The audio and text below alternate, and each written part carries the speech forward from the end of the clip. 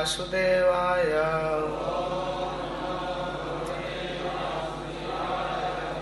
हरे कृष्ण। तो आज गिरिराज धरण लीला से प्रारंभ करते हैं।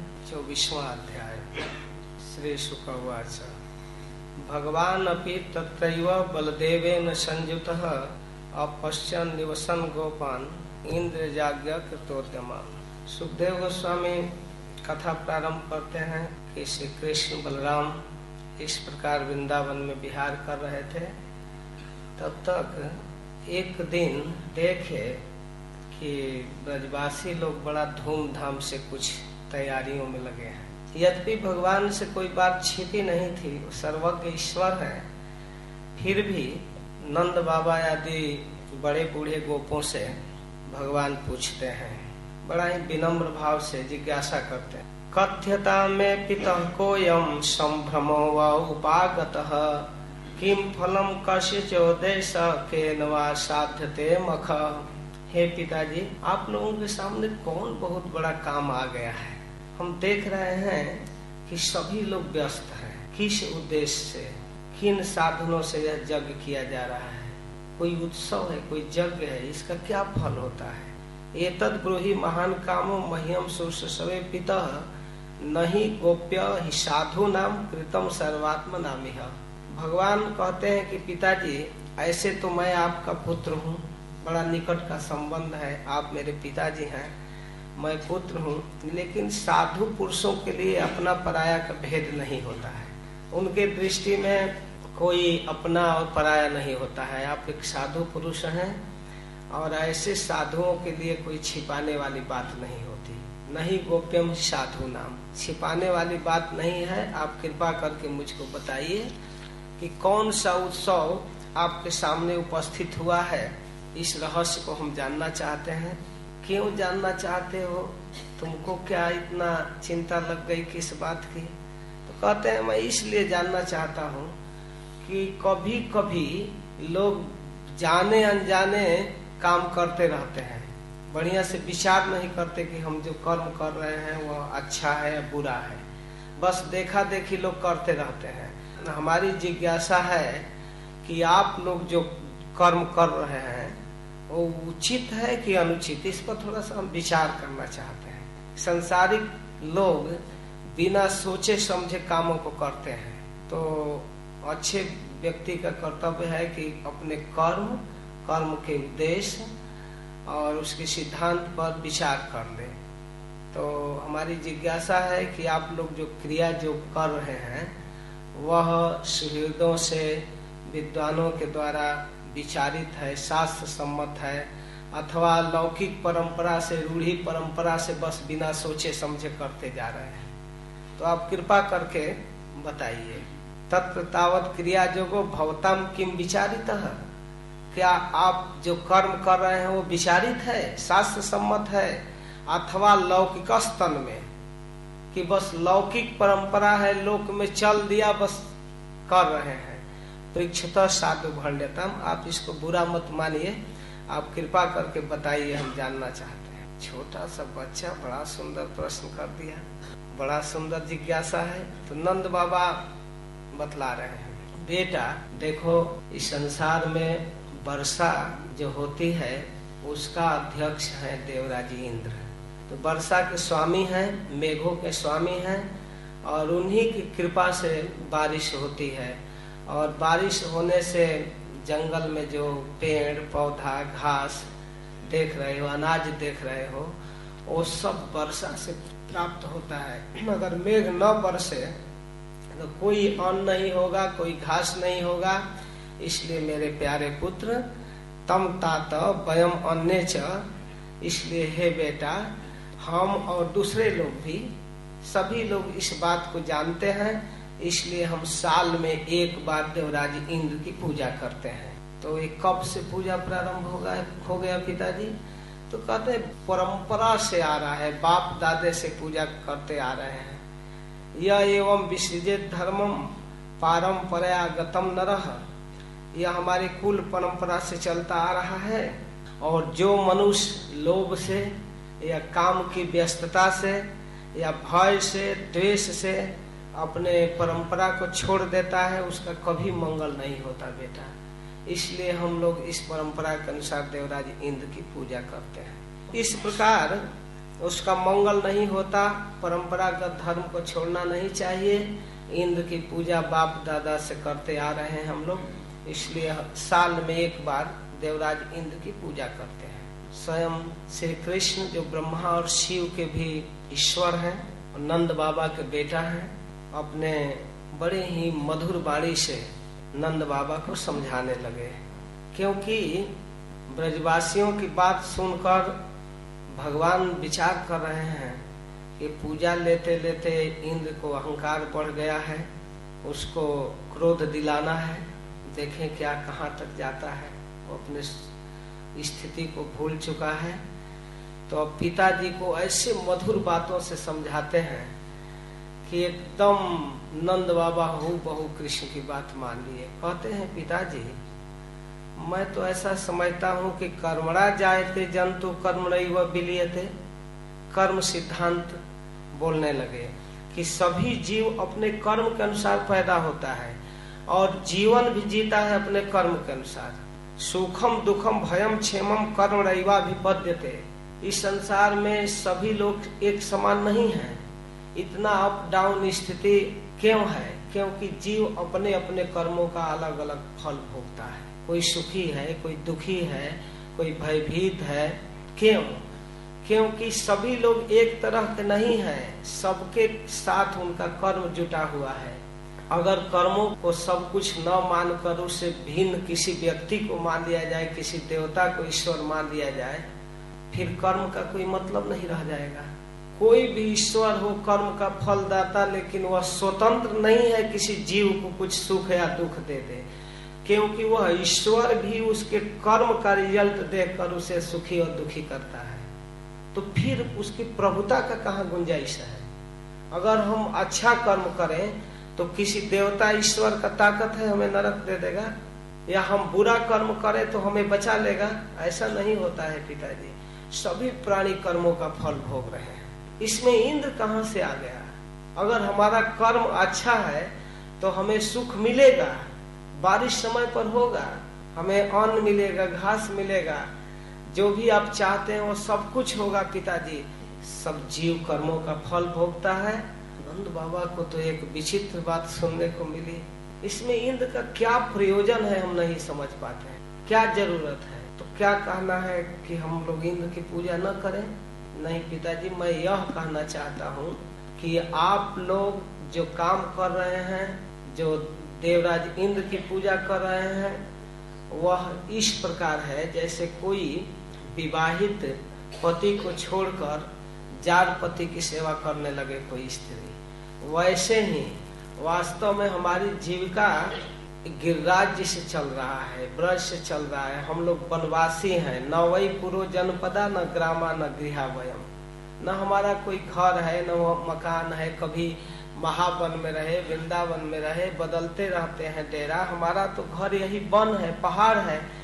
नित्यम वनौ कसस्तात वन शैल निवासिना।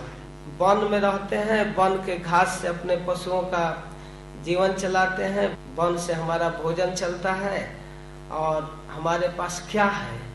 यही वन। और उसमें भी इस ब्रज में गिरिराज जी जो है वो सबसे बड़े हमारे देवता हैं। उनसे हम सब कुछ प्राप्त करते हैं।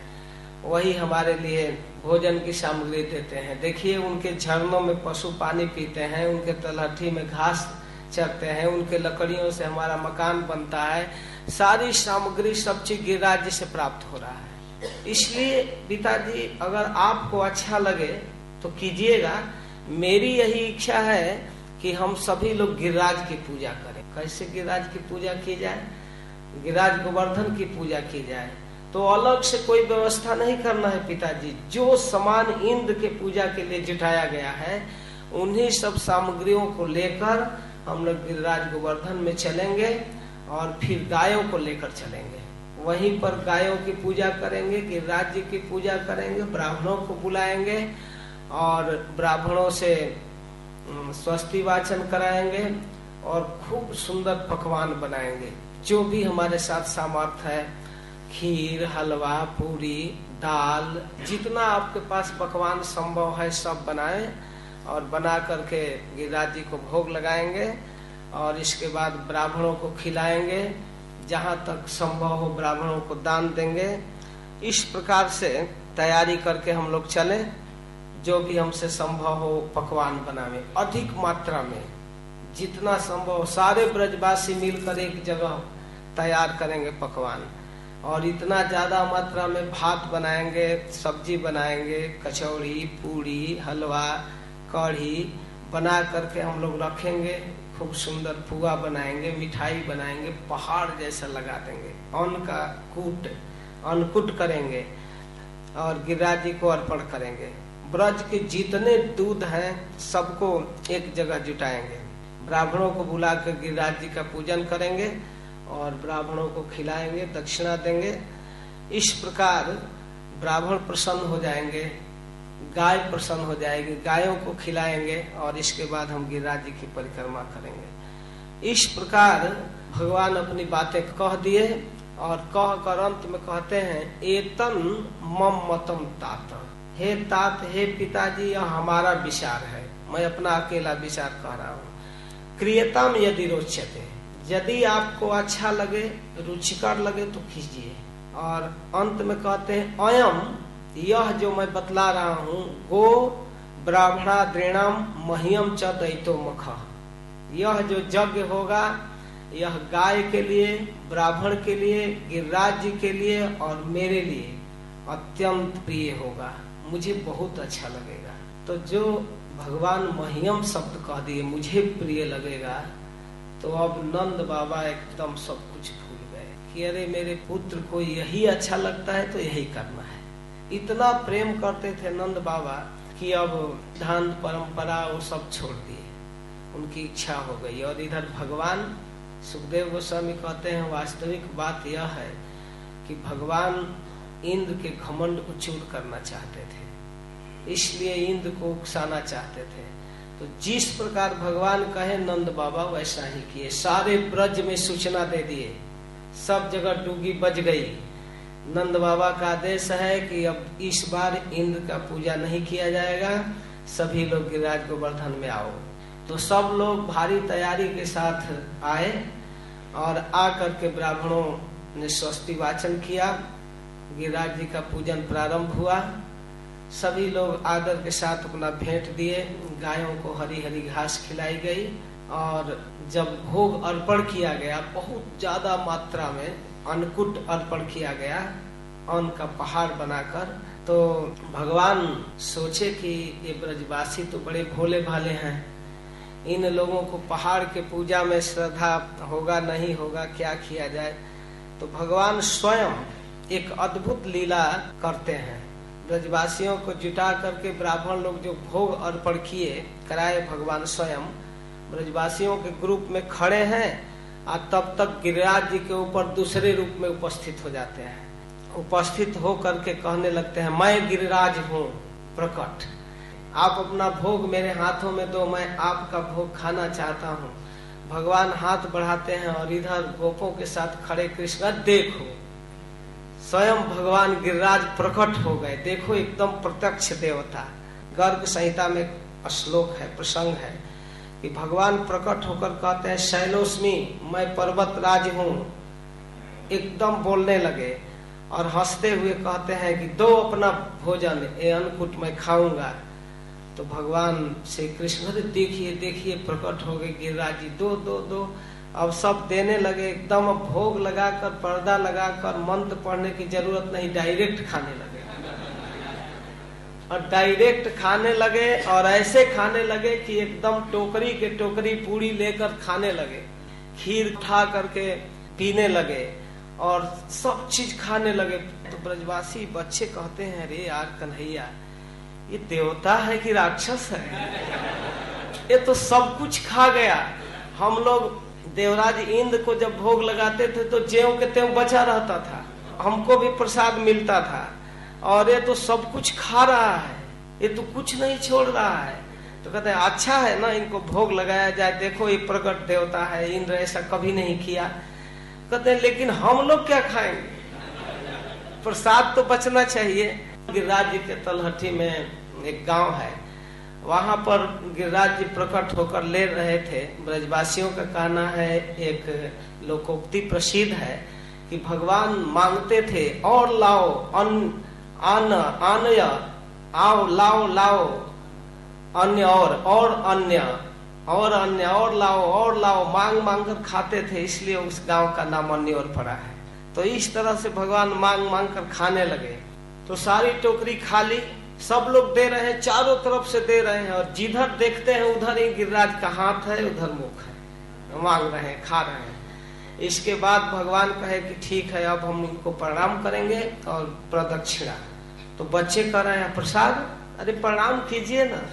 सभी लोग जब प्रणाम किए गिरिराज जी को, तो प्रणाम करके उठते हैं तो सारा टोकरी भरा हुआ है, जेव कहते हैं। तो कहते देख लिया गिरिराज जी की महिमा, प्रसाद सब भरा हुआ है। अरे तो सचमुच प्रकट देवता है। और ब्रजवासियों को इतनी श्रद्धा उमड़ी, ये सब कथाएं गर्ग संहिता में स्पष्ट रूप से है। तो इसके बाद सब लोग गिरिराज की परिक्रमा किए, प्रणाम किए, प्रसाद पाए। प्रसाद पा करके विधिवत ब्राह्मणों को दक्षिणा दिए, सबसे पहले ब्राह्मणों को खिलाए। इसके साथ गिरिराज की परिक्रमा प्रारंभ किए। स्वयं भगवान गिरिराज की परिक्रमा किए। गिरिराज जी स्वयं भगवान है और भगवान के भक्तों में सबसे श्रेष्ठ है। हरिदास वर्ज गोपियां कहती है, कल हम लोग वेणु गीत में सुन रहे थे कि गिरिराज जी भगवान के साथ साथ हरिदास वर्ज है, भगवान के भक्तों में श्रेष्ठ है। तो इस प्रकार जब परिक्रमा किए, परिक्रमा पूरा कर लिए, तो सबको लेकर सह कृष्णा ब्रजम ययौ, सबको लेकर भगवान ब्रज में गए। उस गिरिराज पूजन को देखने के लिए भगवान शिव भी आए थे। आरूह्य नंदीश्वर मादिवाहनम समाययु श्री गिरिराज मंडलम। शिव जी आए और नंदीश्वर पर चढ़कर अपने वाहन पर और अपने परिकरों के साथ उस पूजा में भाग लिए, परिक्रमा किए। तो इस प्रकार गिरिराज जी का उत्सव जब संपन्न हो गया, तो भगवान कहे कि ठीक है, अब आप अपने अपने घर जाइए। आगे सुखदेव गोस्वामी कहते हैं 25वें अध्याय में कि इंद्रस्तदात्मन मनः पूजाम विज्ञाय विहिताम नृप गोप्यभ्य कृष्णनाथेभ्यो नंदादिभ्य चुकोपश। जब इंद्र को पता लगा कि ब्रजवासी इस बार मेरी पूजा नहीं कर रहे हैं, तो उनको बड़ा क्रोध आया। नंद आदि सारे ब्रजवासियों पर क्रोध आया, और क्रोध में भरकर इंद्र, त्रिलोकी के स्वामी होने का उनको अहंकार था, क्रोध से तिलमिला गया। सुखदेव गोस्वामी कहते हैं कि देवराज इंद्र क्रोध से तिलमिलाकर प्रलय कालीन सांवर्तक मेघ को बुलाए और आज्ञा दिए और कहने लगे, अहो श्री मद महात्म्यम गोपानाम कान नौकसाम कृष्णम मत मुपासित ए चक्रु देव हेलनम। अहो आश्चर्य है, इन जंगली ग्वालियों को इतना अहंकार, साधारण बच्चे की बात मानकर हमारी पूजा बंद कर दिए, इतना हिम्मत इनका। आश्चर्य की बात है कि ये लोग कृष्ण की बात मानकर मेरा अपमान किए। वाचालम बालिशम स्तब्धम अज्ञम पंडित मानिनम कृष्णम मत मुपासित गोपा में चक्रुर प्रियम। कृष्ण एक साधारण गोप है, यह बकवादी है, ज्यादा बोलता है, ज्ञान कुछ भी नहीं है, नादान है और मूर्ख है, लेकिन अपने को बहुत बड़ा ज्ञानी मानता है, स्वयं मृत्यु के मुख में है। फिर भी उसी की सहारा लेकर इन गोपों ने, इन अहिरों ने हमारा अपमान किया। देखो ये धन के नशे में ऐसे कर रहे हैं। मेरे कृपा से धन बढ़ गया है, इसलिए इन लोगों को इतना अहंकार हो गया है। अभी मैं आप लोगों को आज्ञा देता हूँ, आप चलिए मरुदगढ़ के साथ और ब्रज में चलकर बारिश कीजिए, इनका सारा गोधन नष्ट कर देंगे। अभी मैं ऐरावत पर चढ़कर आ रहा हूँ। इस तरह से आदेश कर दिए।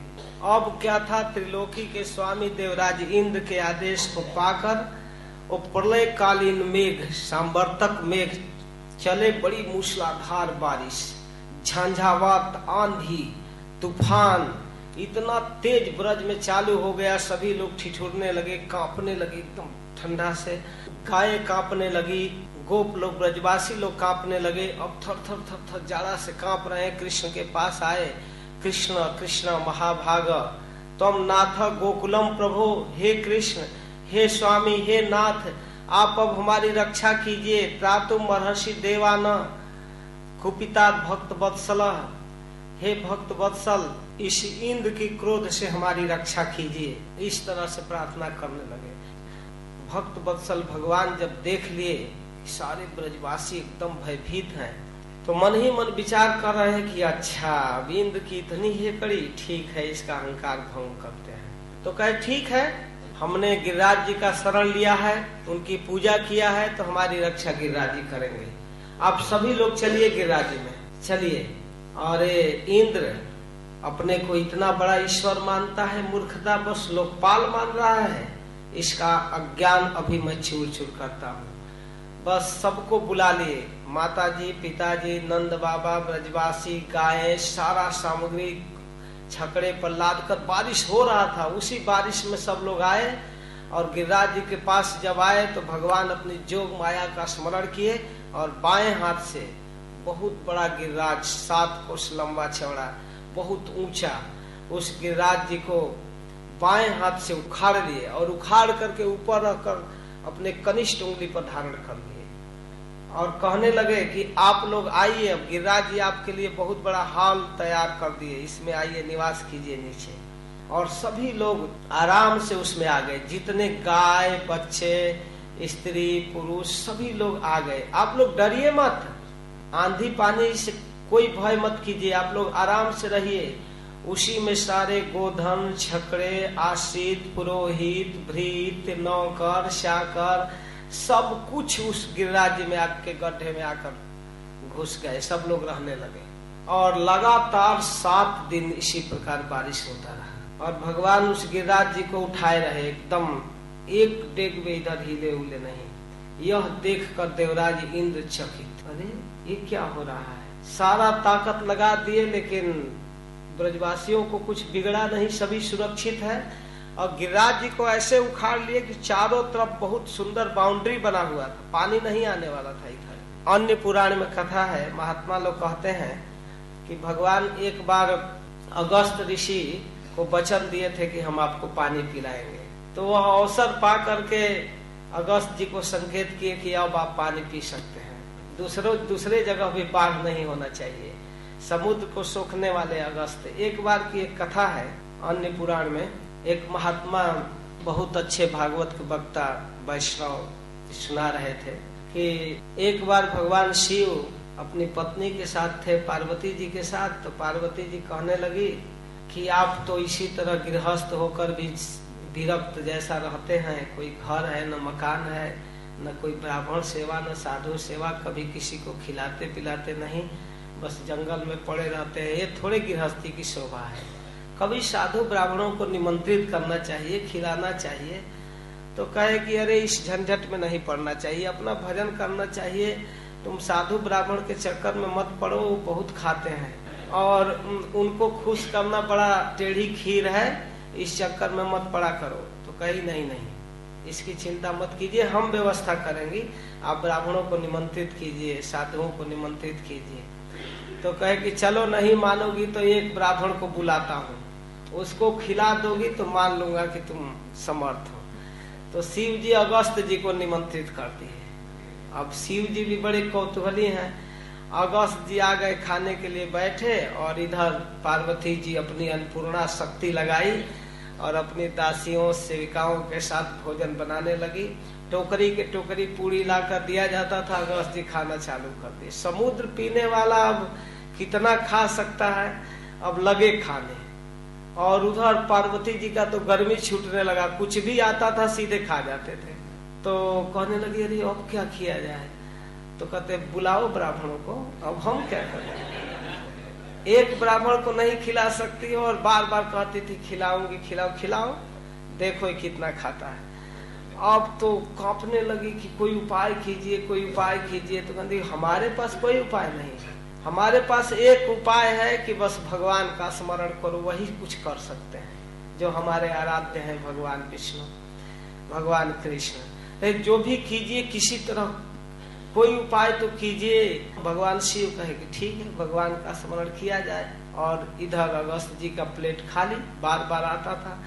तब तक एक छोटा ब्राह्मण, बटु ब्राह्मण के रूप में भगवान आए और कहे, बाबा, भोले बाबा, बहुत भूख लगी है, हमें खिलाइए। छोटा बच्चा तो कहे, देखो एक दूसरा ब्राह्मण आ गया। अब एक के ही चक्कर में पड़ी थी, आ गया। और आ करके शिव जी कहे कि अरे भाई भूखा है, बैठ जाओ, चलो 2-4 पूरी इसको भी परोसा जाए। तो बस अब बैठ गए, अपना कमंडल लेकर बैठे और 1-2 पूरी खाकर तुरंत वही उसी थाली में आचमन करने लगे। तो अगस्त जी कहते, अरे पीछे बैठा और हो गया, तुम्हारा हाथ धोने लगा। तो कहा कि तब का मैं राक्षस थोड़े हूँ। अब बस भगवान उठ गए, खड़ा हो गए। तो अगस्त जी कहते हैं, अरे बस बस बंद कीजिए। एक पांत में अगर कोई खाते समय उठ जाए तो अब क्या भोजन करना, हो गया बंद। अब अगस्त जी भी बंद कर दिए। तब तो पार्वती जी का जान बच गया। इसके बाद अगस्त जी ध्यान से देखने लगे। भगवान मुस्कुराते हुए जब चले तो अगस्त जी देखने लगे कि ये ब्राह्मण है कौन। तो जरा ध्यान से देखे तो भगवान मुस्कुरा रहे थे। तो कहे कि ठीक है, अब पानी, भोजन किए, पानी पीना है।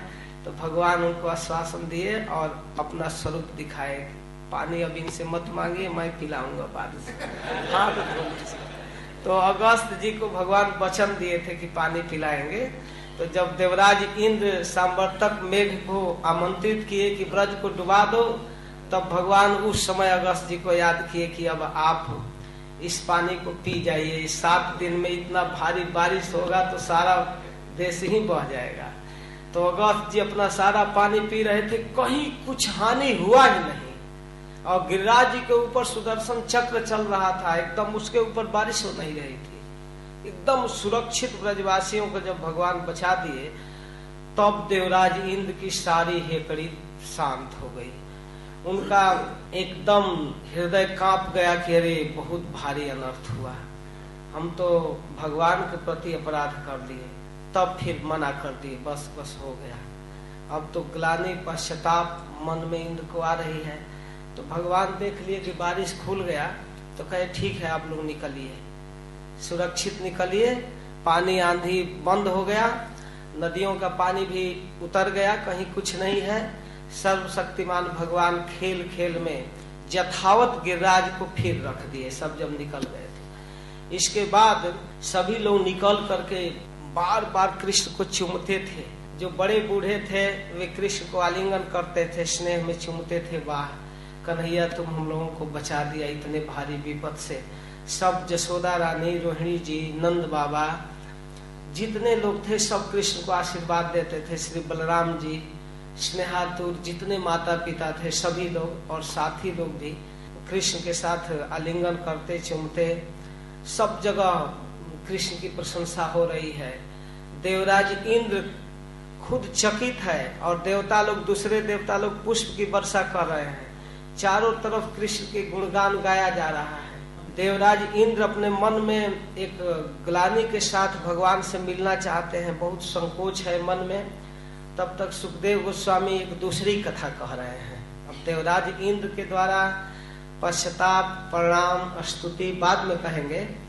इसके पहले एक कथा कह रहे हैं कि ब्रज के सारे गोप कृष्ण के इस दिव्य अलौकिक कर्म को देखकर एक मीटिंग बुलाए कि राजधरण के बाद उसकी अध्यक्षता उपनंद जी किए। तो उपनंद जी सबको जुटा करके कहने लगे, देखो भाई सभी ब्रजवासियों, जरा विचार करो इस बालक के अलौकिक कर्म पर कि हमारे जैसे गंवार ग्रामीणों के घर में यह व्यक्ति जन्म लिया है। वास्तव में यह निंदा का विषय है। यह साधारण बालक नहीं है, यह बहुत बड़ा महापुरुष है, यह साधारण मनुष्य नहीं है। देखो गजराज जैसे बहुत विशाल शक्ति वाला हाथी जैसे सरोवर में प्रवेश करके कमल को उखाड़ लेता है, तोड़ देता है अपने सूंडों से, वैसे बिना परिश्रम के, बिना मेहनत के छोटा सा बच्चा 7 वर्ष की उम्र वाला गिरिराज को उखाड़ लिया। और उखाड़ करके 7 दिन धारण किया अपने कनिष्ठ उंगली पर। यह साधारण बात है, ये साधारण मनुष्य की बात, बस की बात है। और यही नहीं, जब ये 6 दिन का था तो पूतना जैसी भयंकर राक्षसी आई, स्तन में हलाहल लगाकर, लेकिन मुलायम ओठों से उसके स्तन को पकड़ा और उसको मार डाला। तृणावर्त आया, उसको लपेट कर आकाश में उड़ा ले गया, लेकिन उसके गला दबाकर उसको मार डाला। इस प्रकार से एक एक लीलाओं को गिन रहे। देखो, जब 3 महीना का था तो सकट पर एक असुर बैठा था, उसको अपने छोटे छोटे पांवों से 12 सकट उलट गया, वो मर गया। बक्कासुर आया था, इसको निगल गया, लेकिन बक्कासुर को भी मार डाला। वत्सासुर, जितना लीला किए हैं भगवान सबको याद कर रहे हैं। देखो, प्रलंबासुर जिसको श्री बलराम मार डाला, कालिए के विशाल फन पर नाच रहा था। ये आदमी नहीं है भाई, मनुष्य का बच्चा नहीं है, निश्चित रूप से कोई बहुत बड़ा देवता है। अब इस तरह की बातें लगे करने उपनंद जी। ये छोटा सा नन्हा सा बच्चा 7 वर्ष का इतना विशाल गिरिराज उठाया, इस पर हम लोगों को विचार करना चाहिए। क्या करना चाहिए? तो उपनंद जी कहते हैं, आज के बाद कोई भी ब्रजवासी इसके साथ उटपटांग व्यवहार नहीं करेगा। ये जो चाहेगा वो खाने को देना है, जैसा चाहेगा वैसा करना है, कभी इसको डांटना नहीं है। किसी के घर में माखन चोरी करे चाहे जो भी करे, सब लोग इसको सम्मान करना। नंद बाबा से कहे कि नंद जी, आप कुछ जानते हैं इसके विषय में, आपका क्या विचार है? तो नंद बाबा कहने लगे कि मैं एक बात आप लोगों से बताया ही नहीं, ये बड़ी रहस्य की बात है। क्या बात है जो नहीं बताया है? अब क्या कहें, अवसर पाकर बता देता हूँ। एक बार गर्गाचार्य जी आए थे, और गर्गाचार्य जी जब आए, जो जादवों के पुरोहित हैं, तो उनको मैं देखकर उनका स्वागत किया और उनसे प्रार्थना किया कि हमारे बच्चे का नाम रख दीजिए। तो फिर मैंने उनको बहुत आग्रह किया और एकांत में गौशाला में नामकरण के लिए प्रार्थना किया। तो उन्होंने नामकरण किया। एक कृष्ण और बलराम नाम गर्गाचार्य जी रखे हैं, जिसको मैंने इतना प्रसिद्ध किया। नाम रखते समय उन्होंने बताया कि आपका बालक चारों युग में जन्म लेता है। वर्णाश्रय किलाशासन गृहतो नु जगम तनु शुक्लो रक्त तथा पीता इदानीम कृष्णताम गतः। आपका बेटा चारों युग में 4 रंग में आता है। सतयुग में इसका रंग श्वेत होता है, त्रेता में लाल, कलयुग में पीत वर्ण में, और इदानीम द्वापरे कृष्णताम गतः, इस द्वापर में काला बनकर आया है, इसलिए इसका नाम कृष्ण होगा। और गर्गाचार्य जी ने यह भी कहा कि कभी आपका बेटा वसुदेव के यहाँ भी जन्म लिया था।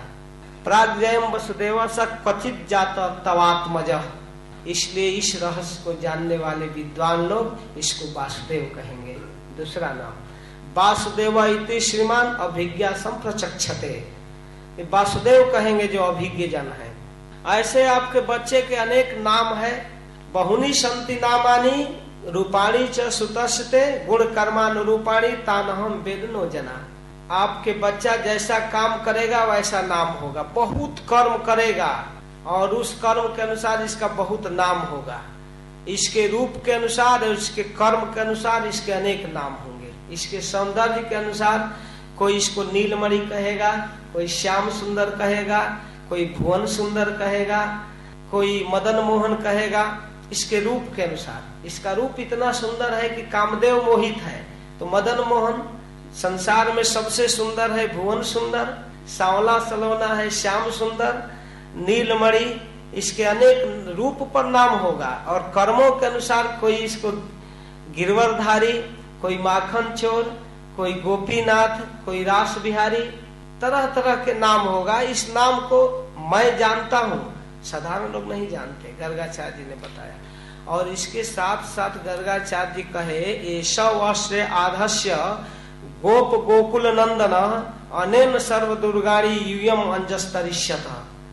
यह बालक आप लोगों को बहुत बड़े बड़े संकट से बचाएगा। ब्रज में बहुत बड़ा संकट आने वाला है और ये सभी संकटों से आप लोगों को बचाएगा, बड़ी सुगमता से रक्षा करेगा, गर्गाचार्य जी कहे थे। पूर्व युग में जब पृथ्वी पर चोर डाकू बढ़ गए थे, तो यह आपका बेटा जन्म लेकर अवतार लेकर के रक्षा किया था। यह ये तस्मिन महाभागा प्रीतिम कुर्वन्ति मानवा, इस बच्चे से लोग बहुत प्रेम करेंगे, जो बहुत बड़े भाग्यवान हैं वो बच्चे से प्रेम करेंगे। तो इस तरह की बहुत सारी बातें कहे, यहाँ तक कहे हैं गर्गाचार्य, जो मैं नहीं आप लोगों को बताया हूँ कि तस्मा नंद कुमारोयम नारायण समो गुणई। अरे नंद, यह आपका बेटा एकदम बहु नारायण के समान शक्तिशाली होगा, और मात्र भी कम नहीं होगा। और श्रिया कृत्यानुभावे न तत्कर्मसु न विस्मय, अलौकिक कर्म करेगा, इसको देखकर आश्चर्य नहीं करना चाहिए। इसमें और साक्षात भगवान नारायण में कोई अंतर नहीं है। यहाँ तक कहे हैं। इतना कहकर गर्गाचार्य चले गए हैं। कृष्ण के विषय में जो बातें गर्गाचार्य कहे हैं, उस बात को हूबहू एज इट इज प्रस्तुत करते हैं नंद बाबा। बलराम जी के विषय में जो कहा गया वो नहीं, कृष्ण के विषय में। तो यह सुनकर सारे ब्रजवासी चकित हुए। अच्छा, हमारे आचार्य लोग कहते हैं कि मीटिंग चल रही थी, तब तक आ गए भगवान, और आकर नंद बाबा के गोद में बैठ गए। बाबा भोजन करने चलिए, बाबा भूख लगी है। अब देखिए, अब इतना बच्चों जैसी बात करने लगे, एकदम साधारण बच्चों जैसा। नंद बाबा कह रहे थे भगवान है, ईश्वर है, उपनंद जी कह रहे थे इसका मान सम्मान करना चाहिए। लेकिन नंद बाबा कहने लगे कि भैया भगवान हो चाहे नारायण हो, हमारा तो बेटा है, हम कैसे इसको भगवान मान लें। देखो इसको कितना अच्छा खिलाया जाता है, सब किया जाता है, फिर भी गोपियों के यहाँ झांच मांगता है, नाच नाचता है, चोरी करता है, दिन में 50 बार इसको भूख लगी रहती है। यही भगवान है। तो नंद बाबा गोद में ले लिए। तो इस प्रकार भगवान कृष्ण इस तरह मधुर लीला करते हैं ब्रज में।